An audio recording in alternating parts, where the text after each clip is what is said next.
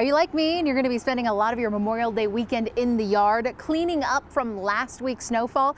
Maybe you have some trees or shrubs, the branches broke, and you're wondering, are they going to come back? What do I need to do now? Well, I bring in the experts as usual, Mr. Tony Hahn, here with us with the Associated Landscape Contractors of Colorado. And a lot of folks are wondering, well, what now? What do we need to do after that snowstorm on May 20th, May 21st? I have good news. I have good. It was crazy, but I've seen a lot, but I haven't seen snowstorms on May 21st. No. Anyway, you know, there were some questions last week about lilac flowers and will they survive? What's the best time to prune lilacs? Well, the flowers survived just fine.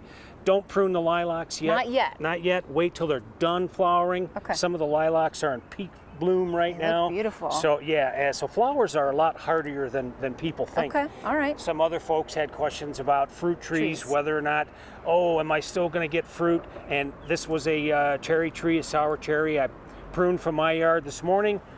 Fine and dandy. There's your little developing cherries right there. Still had some flowering going on. Still good to go. Okay. Still good to go. This is good news. It is very good news. I was a little concerned myself. Okay. And here's a cutting from my apple tree. I was wondering, am I going to have apples? And you bet the fruit has set.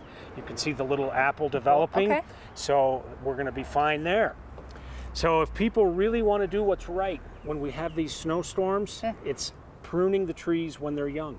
Okay, and you got to make sure you have the right angle, so to speak, correct. to prevent all the broken branches. How do I know which branch to cut out? Yeah. And it's the narrow angled branches. You can see the angle right here is very narrow. Okay. And if we get a little bit of weight on that, quickly snaps right off. Quickly snaps right off because it's a narrow branch angle. Right. But if we have a real... Bring in the big guy. a big wide branch angle closer to 90 degrees, you can...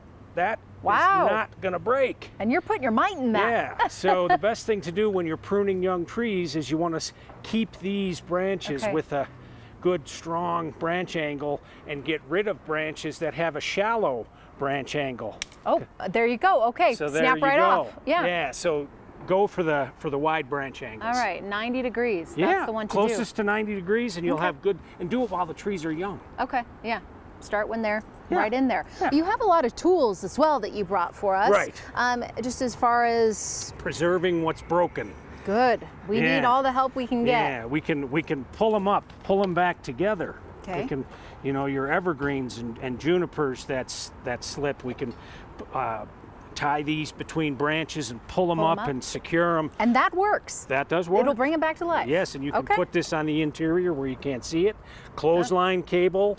Sometimes we have to drill through the trunk of the tree to add some big supports through rod. Okay, that's real intense. That's real intense.